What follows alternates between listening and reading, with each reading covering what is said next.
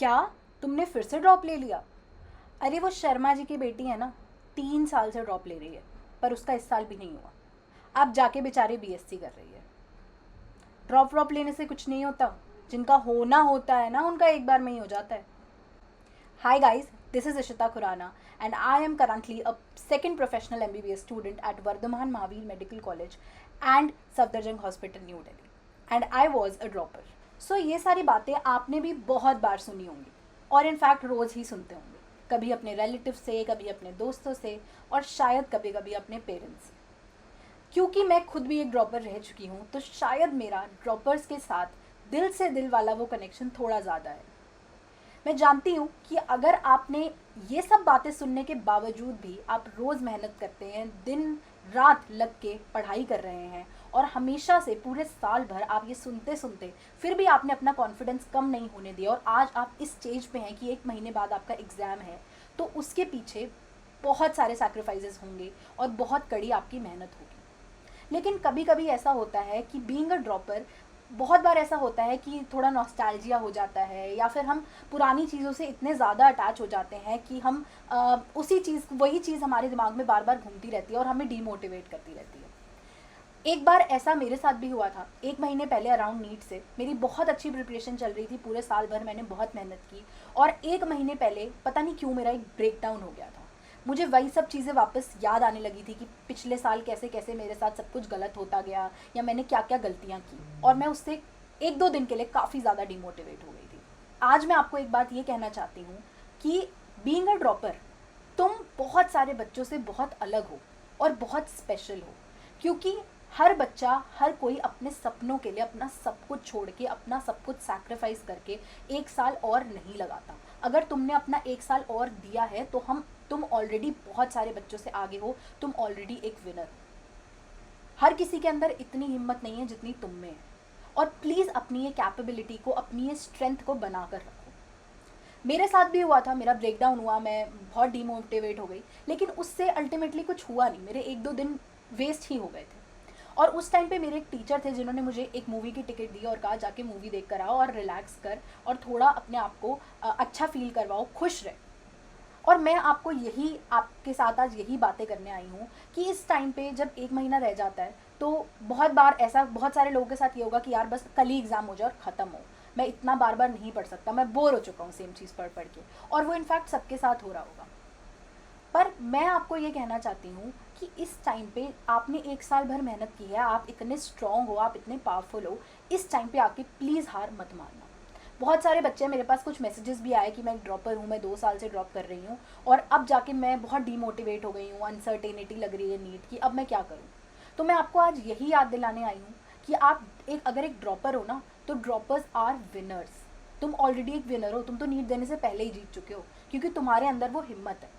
बस आपको कुछ बातों का ध्यान रखना है, लास्ट के 1-2 महीने में आपको ये बातें बहुत अच्छे से अपने दिमाग में बिठा लेनी है। सबसे पहली चीज़, जो आपने पिछले साल गलतियाँ की थी लास्ट महीने में, बहुत बार हमसे गलतियाँ हो जाती है कि हम रिवाइज ढंग से नहीं करते, हम टेस्ट ढंग से नहीं देते, वो गलतियाँ इस बार प्लीज़ अवॉइड करना। क्योंकि जो चीज़ें हमें पिछले साल जिसकी वजह से हमारा सिलेक्शन नहीं हुआ, हमें वो रिपीट नहीं करनी है। दूसरी सबसे इंपॉर्टेंट चीज़, इतने सारे नेगेटिविटी के बावजूद अगर आप अभी तक पढ़ रहे हो, मेहनत कर रहे हो, तो वो आपके कॉन्फिडेंस की वजह से है, वो आपके सेल्फ पीस की वजह से है, वो आपके अंदर जो सेल्फ कॉन्फिडेंस है उसकी वजह से है, और उसको आपको मेंटेन करके चलना है। इस टाइम पे उसको, कॉन्फिडेंस को लूज़ नहीं करना, क्योंकि सबसे इंपॉर्टेंट आपके मन होता है।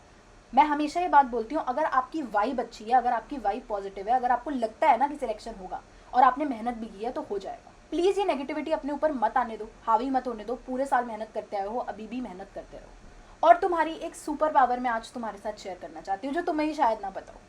सबसे बड़ी जो पावर है, सबसे बड़ी जो स्ट्रेंथ है और सबसे एक एक्स्ट्रा एज है जो एक ड्रॉपर के पास है और किसी एस्पिरेंट के पास नहीं है, वो ये है कि तुम्हारे पास नीट का रियल टाइम एक्सपीरियंस है, जो और किसी बच्चे के पास नहीं है। तुम्हें पता है कि नीट में बैठ के कैसा स्ट्रेस होता है, कैसे चीज़ें होती हैं, कैसे वहाँ पे लगता है, किस किस सेंटर में जाके कहीं पंखा नहीं चल रहा, कहीं कुछ नहीं चल रहा, तो भी हमें कैसे एग्ज़ाम देना पड़ता है। और लिटरली जब मैं खुद तैयारी कर रही थी और जब मेरा ड्रॉप ईयर था, तो मैंने ना सारे फैक्टर्स को अपने ऊपर अप्लाई करके फिर तैयारी की थी। मुझे पता था मुझे नीट वाले एग्जाम वाले दिन स्ट्रेस होता है, तो कोई बात नहीं, अभी जब मैं तैयारी करूँगी तो स्ट्रेस में ही तैयारी करूँगी। मैं आदत डालूंगी स्ट्रेस में पेपर देने की, मैं आदत डालूंगी स्ट्रेस में सिली मिस्टेक्स ना करने की। तो इसके लिए बेस्ट चीज़ ये होती है कि तुम नीट जैसा एनवायरनमेंट खुद क्रिएट करो, 3 घंटे बैठो, दरवाज़ा बंद करो और फिर पेपर अटैम्प्ट करो।